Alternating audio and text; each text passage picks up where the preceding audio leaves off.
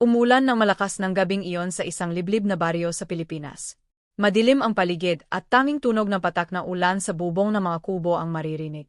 Si Marco ay pauwi na galing sa trabaho nang mapansin niya ang isang dalagang nakatayo sa gitna ng daan, basang-basa, nakayuko, at tila naghihintay na masasakyan. Kahit kinakabahan, napahinto siya. Walang ibang tao sa paligid at ang ulan ay lalong lumalakas. Dahan-dahan siyang lumapit at tinanong kung ayos lang ba siya. Hindi agad sumagot ang dalaga. Maya-maya itinaas nito ang mukha, maputla, walang emosyon, at ang mga mata ay tila walang buhay. Naramdaman ni Marco ang malamig na hangin kahit hindi naman mahangin. "Pwede mo ba akong ihatid?" Mahina nitong sabi. Nanginginig ang boses ngunit hindi dahil sa lamig, kundi parang may ibang dahilan. Dahil sa awa, pinasakay niya ito sa kanyang motor. Habang bumibiyahe sila, napansin ni Marco na hindi gumagalaw ang dalaga. Hindi ito kumakapit sa kanya kahit madulas ang daan. Sa salamin, nakita niyang nakatingin lang ito sa kanya, hindi kumukurap. "Malayo pa ba?" tanong niya, pilit binabasag ang katahimikan. Walang sagot. Tanging ulan lang ang sumasabay sa tibok ng puso niya. Ilang minuto pa ang lumipas, sinabi ng dalaga na huminto siya sa may lumang tulay sa gilid ng baryo. Kilala ni Marco ang lugar na iyon, maraming kwento ng kababalaghan ang narinig niya doon. May mga nawawala raw, may mga nagpapakita sa gabi. Pagdating nila, bumaba ang dalaga nang hindi man lang nagpasalamat. Tumayo ito sa gitna ng tulay, nakatalikod kay Marco. Biglang tumigil ang ulan. Tahimik. Sobrang tahimik. Nagtaka si Marco. "Miss, okay ka lang ba?" sigaw niya. Anti-unting lumingon ang dalaga. Sa pagkakataong iyon, nakita niya ang tunay nitong anyo, ang mukha ay duguan, ang mga mata ay itim na parang walang katapusan, at ang bibig ay napunit hanggang tenga. Napaatras si Marco sa takot. "Matagal na akong naghihintay," bulong nito, ngunit parang nanggagaling sa paligid ang boses, hindi sa bibig nito. Biglang nawala ang dalaga sa kanyang paningin. Sa isang iglap, naramdaman ni Marco ang malamig na kamay na dumampi sa kanyang balikat mula sa likod. Napasigaw siya at napalingon, nandoon na naman ang dalaga, sobrang lapit sa kanya. Kinabukasan, natagpuan ang motor ni Marco sa tabi ng tulay, ngunit wala na siya. Ayon sa matatanda sa baryo, taon na ang nakalipas nang may dalagang namatay sa tulay na iyon habang umulan. Simula noon, nagpapakita raw ito sa mga naglalakbay sa gabi, humihingi ng sakay at hindi na muling nakikita ang mga tumutulong sa kanya. At tuwing umulan ng malakas, may mga nagsasabing may nakikita silang dalagang nakatayo sa gitna ng daan, naghihintay ng susunod niyang masasakyan. Lumipas ang ilang araw matapos mawala si Marco, ngunit hindi pa rin matahimik ang baryo. May mga nagsasabing tuwing gabi, lalo na kapag umulan, may naririnig silang mahinang katok sa kanilang mga pintuan. Isang gabi, si Liza, na kapitbahay ni Marco, ay nagising sa lakas ng ulan at sa sunod-sunod na katok. Kinabahan siya, pero dahil mag-isa lang siya sa bahay, dahan-dahan siyang lumapit sa pinto. "Marto, tulungan mo ako," isang pamilyar na boses ang narinig niya. Nanlamig ang kanyang katawan. Hindi niya alam kung bubuksan ba niya ang pinto o hindi. Ngunit nanaig ang kanyang pag-alala. Marahan niyang binuksan ang pinto, ngunit wala siyang nakita. Madilim ang labas at tanging ulan lang ang bumabagsak. Hahawakan na sana niya ang pinto para isara nang may malamig na kamay ang biglang humawak sa kanyang pulsuhan. Napatingin siya sa ibaba, isang kamay na maputla at basa, unti-unting umakyat mula sa sahig. Napasigaw siya at pilit kumawala. Ngunit sa isang iglap, may tumayo sa harap niya, ang parehong dalagang nakita ni Marco. Gayon, mas malinaw na ang itsura nito. Ang kanyang buhok ay basa at nakatakip sa kalahati ng mukha, ngunit kita pa rin ang ngiting hindi normal, parang may tinatagong galit at lungkot. "Hindi ako nakauwi," bulong nito, habang anti-unting lumalapit kay Liza. Napaatras si Liza hanggang sa mapadikit sa dingding. Hindi siya makagalaw, parang may pumipigil sa kanya. Biglang nagbago ang mukha ng dalaga, ang balat nito ay nagbibitak-bitak at ang mga mata ay tila lumulubog sa kadiliman. "Samahan mo ako," sabi nito, sabay abot ng kamay. Sa takot, napapikit si Liza at sumigaw. Ngunit nang imulat niya ang kanyang mga mata, wala na ang dalaga. Nasa loob pa rin siya ng kanyang bahay, ngunit basa ang sahig na parang may pumasok mula sa ulan. At sa kanyang kamay, may bakas na malamig na tubig na hindi nawawala. Kinabukasan, kumalat ang balita, may isa na namang nawawala sa baryo. Hindi si Liza, kundi ang isa pang lalaki na huling nakita malapit sa tulay habang umulan. Mas lalong kinilabutan ang mga tao. Unti-unti nilang napagtanto na hindi lamang nagpapakita ang dalaga, hinahanap niya ang kapalit ng kanyang pagkawala. At habang lumilipas ang gabi at patuloy ang pag-ulan, may mga bulong na naririnig sa hangin, parang may nagmamakaawa, parang may naghahanap na makakasama sa dilim. Isang gabi, habang pawi siya galing sa inuman, inabutan siya ng malakas na ulan sa gitna ng daan. Wala siyang payong at halos wala siyang makita sa dilim. Habang naglalakad, napansin niya ang isang pamilyar na anyo sa unahan, isang dalagang nakatayo sa gitna ng kalsada, basang-basa, at nakayuko. Ngumiti si Daniel, tila hindi natatakot. Ikaw na naman yung kwento nila, sabi niya, parang nakikipaglaro lang. Lumapit siya sa dalaga, walang kaba sa dibdib. Ngunit nang tumingala ito, biglang nawala ang kanyang ngiti. Ang mukha ng dalaga ay hindi normal, maputla, may bakas ng dugo, at ang mga mata ay parang walang laman. Pwede mo ba akong ihatid? Mahina nitong tanong. Sa halip na tumanggi, tumawa si Daniel. Sige, sasabay ka? Tara! Inalok niya itong sumama sa kanyang sasakyan. Tahimik lang ang dalaga habang sila ay naglalakbay. Ngunit habang tumatagal, napansin ni Daniel na parang bumibigat ang hangin sa loob. Ang salamin ay unti-unting nagkakaroon ng hamog at kahit nakaandar ang makina, parang lumalamig ang paligid. Malamig ba? Tanong niya, ngunit walang sagot. Ilang minuto pa, sinabi ng dalaga na huminto sila sa tulay. Parehong tulay na pinagmulan ng mga kwento. Huminto si Daniel, medyo nayirita na. Ito na ba? Baba ka na, sabi niya. Ngunit hindi gumalaw ang dalaga. Anti-unti itong lumingon sa kanya. Sa sandaling iyon, parang tumigil ang oras. Ang mukha nito ay nagbago, ang balat ay parang natutuklap, ang bibig ay unti-unting lumapad, at ang mga mata ay naging itim na parang walang hanggan. Hindi pa ako tapos, bulong nito. Biglang namatay ang makina ng sasakyan. Pumikit ang mga ilaw. Ang ulan ay biglang tumigil. Tahimik. Sobrang tahimik. Kinabahan na si Daniel. Sinubukan niyang buksan ang pinto, pero ayaw gumana. Ano to? Sigaw niya, ramdam na ang takot. Nang muli siyang tumingin sa dalaga, wala na ito sa tabi niya. Nasaan ka? Nanginginig niyang tanong. Sa likod niya, may marahang bumulong, nandito lang ako. Dahan-dahan siyang napalingon, at nakita niya ang dalaga sa likod na upuan, sobrang lapit na mukha nito sa kanya. Napasigaw siya at pilit na binuksan ang pinto. Sa wakas, bumukas ito, at agad siyang tumakbo palabas kahit malakas ang ulan. Ngunit habang tumatakbo siya palayo sa tulay, napansin niya na parang hindi siya umaalis sa lugar. Paulit-ulit lang ang daan. Parang umikot siya sa isang punto. Ang tulay ay palapit ng palapit, kahit pilit siyang lumalayo. Pagod at takot, napaluhod siya sa gitna ng daan. Ano bang gusto mo? Sigaw niya. Unti-unting lumitaw ang dalaga sa harap niya, nakatayo sa ulan na parang hindi tinatamaan ng patak. Lumapit ito, dahan-dahan, hanggang halos magkalapit na sila. Gusto ko lang makauwi, sabi nito, ngunit ang boses ay puno ng sakit at galit. Biglang nagdilim ang paligid. Sa isang iglap, nakita ni Daniel ang mga anino, mga taong tila nawala rin, nakatingin sa kanya, parang humihingi ng tulong. Isa sa mga ito ay si Marco. Sumama ka na sa amin, sabay-sabay nilang bulong. Kinabukasan, natagpuan ang sasakyan ni Daniel sa gitna ng tulay, bukas ang pinto at umaandar pa ang makina. Ngunit wala na si Daniel. Tulad ng iba, parang nilamon siya ng dilim. Simula noon, hindi na lang isa ang nakikita ng mga tao tuwing umulan. Hindi na lang ang dalaga. Minsan, may mga kasama na siya, mga aninong nakatayo sa likod niya, tahimik, naghihintay. At kung sakaling mapadaan ka sa baryong iyon sa isang maulang gabi, at may makita kang dalagang nakatayo sa gitna ng daan, huwag na huwag kang hihinto. Dahil baka hindi ka na makabalik. Mas lalong naging mabigat ang pakiramdam sa baryo habang lumilipas ang mga linggo. Hindi na lang mga estranghero ang nawawala, kahit mga taga roon mismo ay unti-unti nang naglalaho. May mga bahay na nananatiling bukas ang ilaw buong gabi, pero wala nang sumasagot sa loob. Ang ulan ay tila hindi na natatapos, at bawat patak ay parang may dalang bulong na hindi maintindihan. Isang matandang babae, si Aling Rosa, ang naglakas loob na magsalita.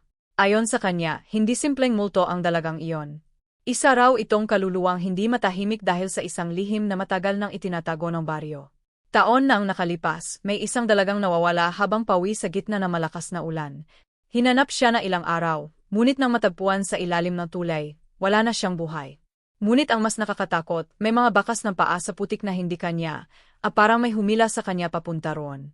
May hinala ang ilan na hindi aksidente ang nangyari. May nagsasabing may mga lalaking huling nakitang kasama niya, ngunit dahil sa takot o hiya, walang nagsalita. Nabaon sa katahimikan ang katotohanan, at ang dalaga ay hindi nabigyan ng hustisya. Ngayon, tila bumabalik ang kanyang galit. Isang gabi, nagtipon ang ilang matatapang na lalaki sa baryo. Napagdesisyunan nilang puntahan ang tulay habang umulan upang tapusin na ang misteryo. May dala silang ilaw, rosaryo, at lakas ng loob na pilit nilang pinapakita. Ngunit habang papalapit sila sa tulay, napansin nilang unti-unting humihina ang kanilang mga ilaw at ang hangin ay nagiging malamig. Pagdating nila, nandoon na naman ang dalaga, nakatayo sa gitna, hindi gumagalaw. Ngunit sa pagkakataong iyon, hindi na siya nag-isa. Sa likod niya, may mga aninong nakahanay, tahimik na nakatingin sa mga lalaki. Umalis na tayo, bulong na isa, nanginginig ang boses. Ngunit huli na. Anti-unting tumingala ang dalaga. Ang kanyang mukha ay mas malala na, tila na agnas, at ang kanyang mga mata ay puno ng puot. Itinaas niya ang kanyang kamay, at biglang umihip ang malakas na hangin. Isa-isa, namatay ang kanilang mga ilaw. Nagdilim ang paligid. May sumigaw. May tumakbo. Ngunit walang nakalayo. Kinabukasan, walang bakas na mga lalaking iyon. Tanging ang kanilang mga gamit ang naiwan malapit sa tulay, basa ng ulan. At mula noon, mas lalong dumami ang mga anino na nakikita sa gabi. Si Liza, na isa sa ilang nakaligtas, ay hindi na mapakali. Alam niyang hindi matatapos ang lahat hanggat hindi nalalaman ang buong katotohanan. Isang gabi, kahit takot, nagpasya siyang bumalik sa tulay, mag-isa. Habang naglalakad siya sa ilalim ng ulan, ramdam niya ang bawat tibok ng kanyang puso. Pagdating niya, agad niyang nakita ang dalaga. Tahimik lang itong nakatayo, parang naghihintay. Sabihin mo sa akin ano ang nangyari sa'yo? Nanginginig na tanong ni Liza. Hindi agad sumagot ang dalaga. Ngunit maya-maya, unti-unting nagbago ang paligid. Parang may ipinapakita sa kanya. Nakakita si Liza ng alaala, ang dalaga, masaya, naglalakad pawi habang umulan. Ngunit biglang may mga lalaking sumunod sa kanya. Sinubukan niyang tumakbo, sumigaw, ngunit walang tumulong. Dinala siya sa tulay at doon siya iniwan. Napaluha si Liza sa kanyang nakita. Hindi ka pinakinggan, hindi ka tinulungan, bulong niya. Anti-unting lumapit ang dalaga. Sa pagkakataong iyon, ang kanyang mukha ay hindi na puro galit, may lungkot na rin. Gusto ko lang na hustisya, mahina nitong sabi. Nang sandaling iyon, naintindihan ni Liza ang lahat. Hindi basta nananakot ang dalaga, naghahanap siya ng katotohanan, ng taong maglalakas loob na magsalita. Ngunit bago pa makapagsalita si Liza, biglang nagdilim ang paligid. Ang mga anino sa likod ng dalaga ay muling gumalaw, parang may sariling isip. Hindi pa tapos, sabay-sabay nilang bulong. At sa gitna ng ulan, unti-unting napalibutan si Liza ng mga nilalang na hindi na makatao, habang ang dalaga ay nakatingin lang, tila naghihintay kung ano ang susunod na mangyayari. Sa gitna ng malakas na ulan, hindi makagalaw si Liza habang unti-unting lumalapit ang mga anino sa kanya, parang hinihigop ang lakas niya sa bawat hakbang ng mga ito. Nanginginig siya sa takot ngunit pinilit niyang tumayo ng tuwid at titigan ang dalaga. Tutulungan kita, mahinang ngunit matapang niyang sabi, kahit ramdam niyang maaring iyon na ang huli niyang gabi. Biglang tumigil ang mga anino at ang dalaga ay dahan-dahang lumapit. Ang mukha nito ay nagbabago mula sa bangungot tungo sa isang anyong puno ng sakit at pighati. Sa isang iglap, muling nagbago ang paligid at nakita ni Liza ang buong katotohanan, ang mga lalaking may sala, ang kanilang mga mukha, at ang lihim na matagal nang itinago ng baryo. Napaluha siya habang naunawaan ang bigat ng nangyari, at sa wakas ay nagsalita siya ng malakas, parang ipinapahayag sa buong mundo ang katotohanan na matagal nang kinimkim. Sa sandaling iyon, umihip ang malamig na hangin at anti-unting naglaho ang mga anino, isa-isa silang nagmistulang abo na tinatanggay na ulan. Ang dalaga ay napatingin kay Liza, at sa unang pagkakataon, isang tahimik na ngiti ang lumitaw sa kanyang mukha bago siya tuluyang naglaho sa dilim. Kinabukasan, natagpuan si Liza malapit sa tulay, buhay ngunit walang malay, at nang siya ay magising, isinalaysay niya ang lahat, ibinunyag ang katotohanan na matagal nang tinago. Mula noon, tumigil ang mga pagkawala, at ang tulay ay muling naging tahimik, ngunit sa tuwing umulan ng malakas, may ilan pa ring nagsasabing may nakikita silang isang dalagang nakatayo sa malayo. Ngunit sa pagkakataong iyon, hindi na siya naghahanap ng sasama, kundi tahimik na nagbabantay, parang sa wakas ay nakauwi na rin siya. Ngunit hindi nagtagal ang katahimikan sa baryo, dahil kahit tumigil ang mga pagkawala, may kakaibang pakiramdam na naiwan sa hangin tuwing umulan, parang may hindi pa tuluyang natatapos. Si Liza ay hindi na muling naging katulad ng dati, madalas siyang nagigising sa gabi, pawis na pawis, dahil sa mga panaginip na tila hindi lamang panaginip kundi mga alaala na hindi naman niya naranasan. Sa bawat patak ng ulan, naririnig niya ang mahinang bulong, hindi na puno ng galit kundi parang paalala. Isang gabi, habang siya ay nakatingin sa bintana, nakita niya sa malayo ang tulay na tinatakpan ng ulan at hamog, at sa gitna nito ay isang pamilyar na anyo, ang dalaga, nakatayo muli, ngunit ngayon ay hindi na nag-isa. Sa tabi nito ay isang maliit na batang babae na hindi niya pa nakita noon, nakahawak sa kamay ng dalaga at nakatingin din sa kanya. Nanlamig ang dugo ni Liza nang bigla niyang maalala ang isang bahagi ng kwento na hindi niya nasabi, na may isang batang nadamay sa gabing iyon na kailanman ay hindi natagpuan. Biglang kumatok ang malakas na hangin sa kanyang bintana, at sa loob ng kanyang isipan ay malinaw niyang narinig ang isang bulong. May isa pa, hindi na siya nagdalawang isip, alam niyang hindi pa tapos ang lahat at may isa pang kaluluwang naghihintay na hustisya. Muli niyang sinuot ang kanyang kapote at lumabas sa gitna ng ulan, kahit alam niya maaaring hindi na siya makabalik. Habang papalapit siya sa tulay, mas lumalakas ang ulan at mas lumalamig ang hangin, at sa bawat hakbang niya ay ramdam niya may mga matang nakatingin sa kanya mula sa dilim. Pagdating niya, nandoon ang dalaga at ang bata, tahimik na nakatayo, naghihintay, at sa pagkakataong iyon, naunawaan ni Liza na ang laban ay hindi pa tapos, at ang ulan ay hindi titigil hanggat hindi nabibigyan ng kapayapaan ang lahat ng kaluluwang naiwan sa dilim. Umulan na naman ng gabing iyon, ngunit mas mabigat ang bawat patak, para may kasamang lungkot na hindi may paliwanag. Habang papalapit si Liza sa tulay, napansin niyang tila nag-iba ang paligid. Ang mga puno ay parang gumagalaw kahit walang hangin, at ang daan na dati niyang alam ay parang humahaba ng humahaba. Ngunit hindi siya tumigil. Sa kanyang dibdib, may halong takot at determinasyon, dahil alam niyang may isang inosenteng kaluluwa ang naghihintay sa kanya. Pagdating niya sa tulay, nakita niya muli ang dalaga, nakatayo sa parehong lugar, at sa tabi nito ay ang maliit na batang babae na basang-basa rin, nakayuko, at mahigpit na hawak ang kamay ng dalaga. Dahan-dahang lumapit si Liza, pilit kinokontrol ang kanyang paghinga. Sino siya? Tanong niya, kahit ramdam niyang alam na niya ang sagot. Anti-unting tumingala ang bata. Ang mukha nito ay maputla, at ang mga mata ay puno ng takot na tila hindi pa rin nawawala kahit matagal na siyang wala sa mundo. Hindi ako nakauwi, mahina nitong sabi, halos hindi marinig sa gitna ng ulan. Sa sandaling iyon, biglang nagbago ang paligid. Parang hinila si Liza papasok sa isang alaala. Nakita niya ang batang babae na naglalakad sa gilid ng kalsada, hawak ang isang lumang laruan, sinusundan ang dalaga mula sa malayo. Hindi niya alam kung bakit, pero parang kilala niya ito, parang matagal na niya itong nakalimutan. Biglang dumilim ang eksena, at lumitaw ang parehong mga aninong lalaki na nakita niya noon. Narinig niya ang sigaw ng dalaga, ang paghingi niya ng tulong, at ang mahinang iyak ng bata na nagtago ngunit huli na ang lahat. Ang bata ay nadamay, naiwan, at tuluyang nawala nang walang nakakaalam. Napaatras si Liza habang bumalik siya sa kasalukuyan, nanginginig ang kanyang katawan. Walang nakakaalam sa kanya, bulong niya, puno ng lungkot. Tumingin siya sa dalaga, nang gayon ay tahimik lang na nakatingin sa bata. Hindi siya natagpuan, hindi siya nabigyan ng hustisya, dagdag niya. Unti-unting lumapit ang bata kay Liza, ang kanyang maliit na kamay ay nakaabot, nanginginig, parang humihingi ng tulong. Tulungan mo ako, sabi nito, at sa pagkakataong iyon, hindi na takot ang naramdaman ni Liza kundi awa. Lumuhod siya at hinawakan ang kamay ng bata, kahit malamig ito at parang walang buhay. Hindi kita iiwan, sabi niya. Biglang umihip ang malakas na hangin at ang ulan ay tila naging mas mabigat. Ang mga anino ay muling lumitaw sa paligid, mas madami, mas galit. Parang hindi nila gustong matapos ang lahat. Unti-unti silang lumalapit, bumubulong na sabay-sabay, mananatili kayo dito. Ngunit tumayo si Liza, hawak pa rin ang kamay ng bata. Hindi na, matigas niyang sabi. Tapos na ang pananahimik. Sa isang iglap, nagsimulang magliwanag ang paligid, kahit umulan pa rin. Ang dalaga ay lumapit sa bata, at sa unang pagkakataon, niyakap niya ito. Ang kanilang mga anyo ay unti-unting nagiging malinaw, hindi na tulad ng mga bangungot kundi parang mga alaala na muling nabubuo. Isa-isa, ang mga anino ay nagsimulang umatras, parang tinataboy ng liwanag na hindi nila kayang labanan. Sumigaw sila, nagalit, ngunit anti-unti silang naglaho, parang usok na tinatanggay na hangin. Tahimik na tumingin ang dalaga kay Liza, ang kanyang mga mata ay hindi na itim kundi puno ng pasasalamat. Salamat, mahina nitong sabi. Ang bata ay ngumiti rin, mahina ngunit totoo. Sa susunod na sandali, parehong naglaho ang dalaga at ang bata, parang hindi sila kailanman naroon, ngunit naiwan ang isang kakaibang kapayapaan sa hangin. Naiwan si Liza sa gitna ng tulay, basang-basa, ngunit ang kanyang puso ay magaan sa unang pagkakataon matapos ang lahat. Anti-unting humina ang ulan hanggang sa tuluyan itong tumigil. Kinabukasan, muling sumikat ang araw sa baryo, at sa unang pagkakataon matapos ang mahabang panahon, walang takot na naramdaman ang mga tao. Wala nang nawawala, wala nang bulong sa gabi.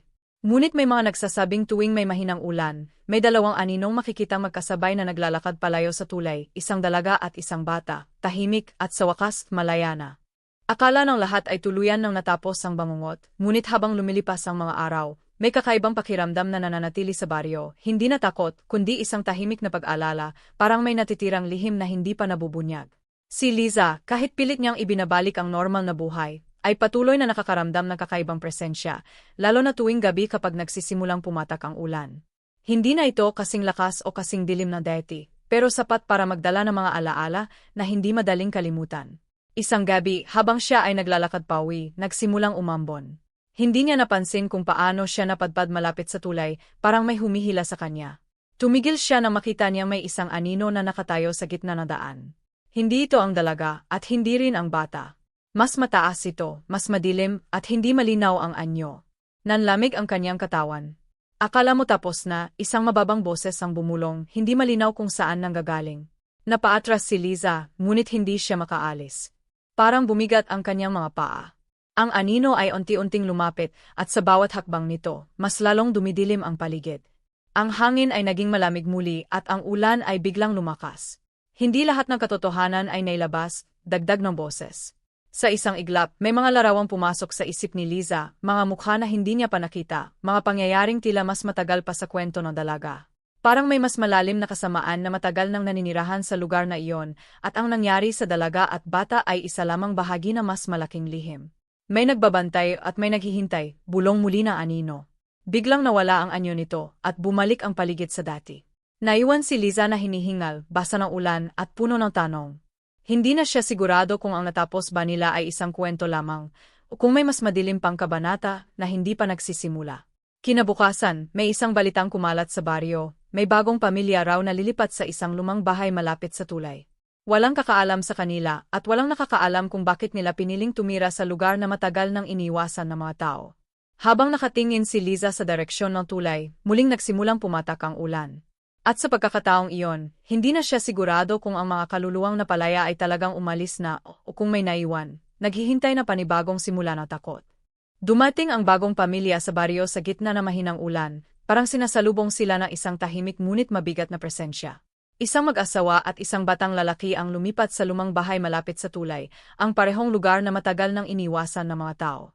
Sa unang tingin, normal lang sila, palakaibigan, tahimik at tila walang alam sa nakaraan ng lugar. Ngunit si Liza, na nakamasid mula sa malayo, ay hindi mapakali. May kung anong mali, isang pakiramdam na hindi niya may paliwanag. Lumipas ang ilang gabi na walang nangyayari at tila bumabalik na sa dati ang lahat. Ngunit isang gabi, habang malakas ang ulan, nagising ang batang lalaki sa kanilang bagong bahay dahil sa isang mahinang tunog, parang may kumakatok sa bintana. Dahan-dahan siyang bumangon at lumapit, kahit kinakabahan. Pagtingin niya, wala siyang nakita sa labas kundi ang ulan at dilim. Ngunit nang siya ay tatalikod na, biglang may sumalubong sa kanyang refleksyon sa salamin, isang mukha na hindi kanya. Napaatras siya at napasigaw. Agad na nagising ang kanyang mga magulang at tinakbo siya. Nanginginig ang bata, hindi makapagsalita ng maayos. May tao sa labas, sabi niya, halos maiyak. Sinilip ng ama ang bintana, ngunit wala siyang nakita. Ngunit sa likod nila, sa loob mismo ng bahay, may isang aninong dahan-dahang gumagalaw sa sulok ng kwarto. Hindi nila ito napansin. Kinabukasan, sinubukan ng pamilya na kalimutan ang nangyari, iniisip na baka bunga lamang ito ng pagod at imahinasyon ng bata. Ngunit habang tumatagal, mas dumadalas ang kakaibang pangyayari, mga pintong kusang bumubukas, mga yabag sa gabi, at mga bulong na hindi nila maintindihan. Ang bahay na akala nila ay bagong simula ay unti-unting nagiging kulungan ng takot. Isang gabi, napansin na ina na ang kanyang anak ay nakatayo sa harap ng pinto, nakatitig sa dilim sa labas kahit umulan. Anak, anong ginagawa mo diyan? Tanong niya. Dahan-dahang lumingon ang bata, ngunit ang kanyang mukha ay walang emosyon. May tumatawag sa akin, sagot niya, mahina. Nanlamig ang ina. Sino? Hindi agad sumagot ang bata. Anti-unti siyang ngumiti, isang ngiti na hindi kanya. Yung nasa tulay. Sa sandaling iyon, biglang bumukas ang pinto ng malakas at pumasok ang malamig na hangin kasama ng ulan. Napasigaw ang ina habang niyakap ang kanyang anak, ngunit ramdam niya na parang may ibang presensya na nakapalibot sa kanila. Sa malayo, mula sa direksyon ng tulay, may isang anyo ang nakatayo sa gitna ng ulan, matahimik, hindi gumagalaw. At sa likod nito, may mas madilim na aninong unti-unting lumalawak, parang handa nang bumalik at kunin ang anumang naiwan. Habang pinipilit ng pamilya na manatiling buo sa loob ng kanilang bahay, si Liza naman ay nakatingin mula sa kanyang bintana, alam na ang katahimikan ay isang panlilin lang lamang. Dahil ang ulan ay bumalik. At kasama nito ang mas matinding takot. Habang patuloy ang ulan sa mga sumunod na gabi, unti-unting nabago ang ugali ng batang lalaki sa bagong pamilya, naging tahimik siya, madalas nakatingin sa kawalan, at kung minsan ay nakikipag-usap sa hangin na parang may kausap na hindi nakikita. Napansin ng kanyang mga magulang na tuwing sasapit ang gabi at lalakas ang ulan, nawawala siya sa kanyang kama at matatagpuang nakatayo malapit sa pinto o bintana, nakatitig sa direksyon na tulay na parang may hinihintay. Isang gabi, hindi na napigilan na ama ang kanyang kaba kaya sinundan niya ang bata na makita niya itong dahan-dahang lumabas ng bahay kahit malakas ang ulan, at kahit tinatawag niya ito ay hindi siya pinapansin, parang may ibang puwersang umaakit dito. Sa bawat hakbang ng bata papunta sa tulay, mas lalong bumibigat ang pakiramdam ng ama, at nang makarating sila roon, nakita niya ang isang pamilyar ngunit mas nakakatakot na anyo. Ang dalaga ay nandoon muli, ngunit hindi na katulad na dati. Ang kanyang mukha ay wala ng lungkot kundi isang malamig na katahimikan, at sa likod niya ay ang malaking anino na matagal nang nagpaparamdam. Biglang tumigil ang bata at ngumiti, saka bumulong, "Nandito na ako," na parang hindi na siya ang nagsasalita. Tumakbo ang ama upang hilahin siya pabalik, ngunit sa sandaling nahawakan niya ang kanyang anak, biglang lumakas ang hangin at ang ulan ay tila naging mas mabigat, halos hindi na siya makakita. Sa isang iglap, nawala sa kanyang hawak ang bata. Napasigaw siya at naghanap sa paligid, ngunit tanging ang tulay at ang malakas na ulan lamang ang sumagot sa kanya. Sa malayo, nakita niya ang anyo ng kanyang anak na nakatayo ng gayon sa tabi ng dalaga, at unti-unting natatakpan ng dilim na nagmumula sa likod nito. Nang subukan niyang lumapit, parang may pumipigil sa kanya, isang lakas na hindi niya kayang labanan. Kinabukasan, natagpuan ang ama na nakahandusay malapit sa tulay, wala sa sarili at paulit-ulit na binabanggit ang pangalan ng kanyang anak, ngunit ang bata ay hindi na muling nakita. Sa baryo, muling bumalik ang takot, mas matindi kaysa dati, at si Liza ay tuluyang napagtanto na ang kasamaan na iyon ay hindi lamang naghahanap ng hustisya, ito ay naghahanap ng kapalit, at ngayon, may panibagong kaluluwang nadagdag sa dilim na hindi na kayang pigilan ng kahit sino. Pagkatapos ng pagkawala ng bata, tuluyang bumalot ang matinding takot sa baryo, at kahit ang ulan ay tila naging mas malamig at mas mabigat sa bawat gabi, parang may dalang sumpa na hindi na maalis. Ang ama ng bata ay hindi na muling naging normal, palaging nakaupo sa labas ng kanilang bahay kahit umulan, nakatingin sa direksyon ng tulay at paulit-ulit na bumubulong na pangalan ng kanyang anak na parang umaasang sasagot ito mula sa dilim. Ang ina naman ay halos hindi na makapagsalita, takot na takot, at pinipilit na lisanin ang baryo ngunit parang may pumipigil sa kanila na umalis, na para bang ang lugar mismo ay ayaw silang pakawalan. Si Liza, na muling nabalot ng takot at responsibilidad, ay napasya na hindi na siya maaaring manatiling tahimik dahil alam niyang ang nangyari sa dalaga at sa bata noon ay naulit na naman sa ibang paraan. Isang gabi, kahit mas malakas ang ulan kaysa dati, muli siyang nagtungo sa tulay, dala ang natitirang tapang at pag-asang may magagawa pa siya.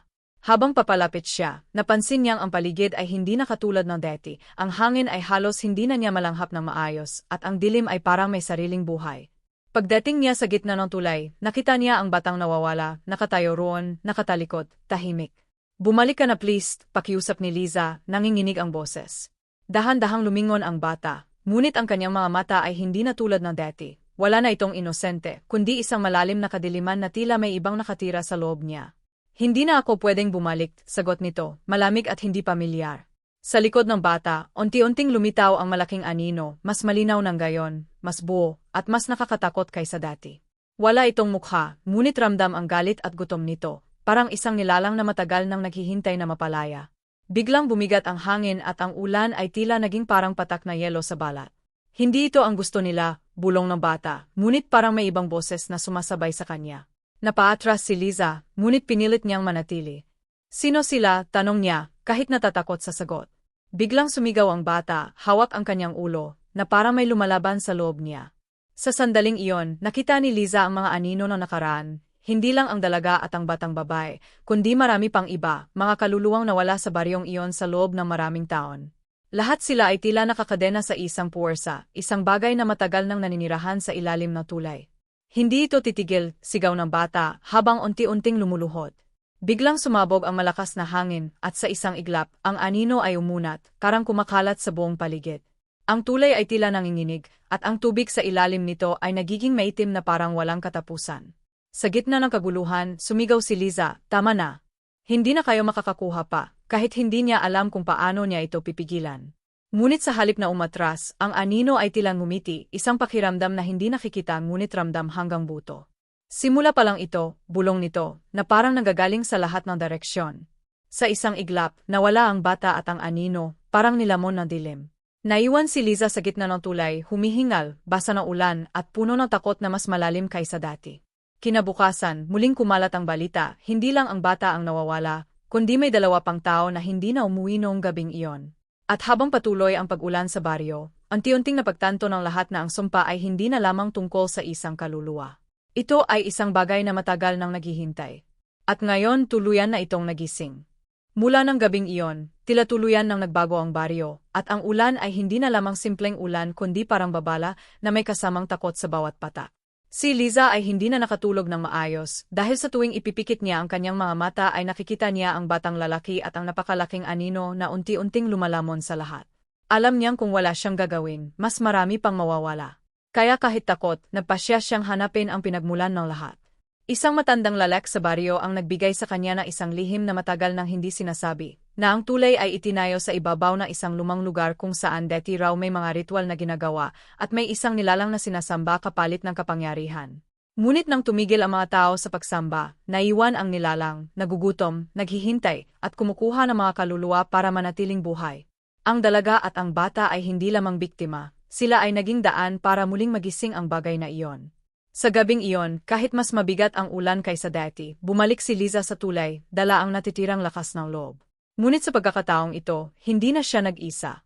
Ang buong paligid ay tila gumagalaw, ang tubig sa ilalim ng tulay ay parang may humihinga, at ang hangin ay puno ng mga bulong na hindi maintindihan. Biglang lumitaw ang batang lalaki sa gitna ng tulay, nakatingin sa kanya, kahimik ngunit may lungkot sa mga mata. "Tulungan mo ako," mahina nitong sabi, parang may bahagi pa rin na sarili nito ang lumalaban. Lumapit si Liza, pilit pinipigilan ang takot. "Lalaban tayo," sabi niya kahit hindi sigurado kung paano. Ngunit bago pa siya makalapit, unti-unting bumukas ang dilim sa likod ng bata, at mula rito ay lumabas ang napakalaking anino, mas malinaw kaysa dati, mas buo, at mas nakakatakot. Parang wala itong hanggan, at ang presensya nito ay sapat para pahinain ang loob ng kahit sino. "Hindi mo ako mapipigilan," ang boses nito ay umalingaw-ngaw sa buong paligid, parang nanggagaling sa lupa, hangin, at ulan. Napahinto si Liza, ngunit hindi siya umatras. Sa halip, sumigaw siya, "Hindi na kita hahayaang kumuha pa." Sa sandaling iyon, biglang nagliwanag ang paligid, hindi dahil sa ilaw kundi parang may mga kaluluwang lumalaban mula sa loob ng kadiliman. Nakita ni Liza ang mga anyo ng mga nawalang tao, kasama ang dalaga at ang batang babae, na tila sinusubukang pigilan ang anino. Sumigaw ang nilalang sa galit at ang ulan ay naging parang bagyo. Sa gitna ng kaguluhan, kumakbo si Liza papunta sa bata at hinawakan ito, kahit ramdam niya ang malamig at mabigat na puwersang pumipigil sa kanya. "Bumalik ka," sigaw niya. Biglang napasigaw ang bata, at sa isang iglap, nagliwanag ang kanyang mga mata, hindi na puno ng dilim kundi ng pag-asa. Unti-unting umatras ang anino, karang nahihirapan, parang nawawalan ng lakas. Ngunit bago ito tuluyang mawala, muli itong bumulong, mas malamig kaysa dati. "Babalik ako." Sa isang malakas na pagsabog ng hangin at ulan, biglang nawala ang anino. Bumagsak si Liza sa lupa, hinihingal, habang ang bata ay nakahiga sa kanyang tabi, walang malay ngunit buhay. Kinabukasan, natagpuan si Liza at ang bata malapit sa tulay. Ang ulan ay tumigil at sa unang pagkakataon, ang baryo ay muling nakaramdam ng katahimikan. Ngunit si Liza, habang nakatingin sa tulay, ay alam ang katotohanan. Hindi pa ito tuluyang tapos. Dahil sa malayo, sa ilalim ng tulay, may isang bahagyang paggalaw sa tubig at isang presensya na tahimik na naghihintay ng tamang oras para muling bumalik.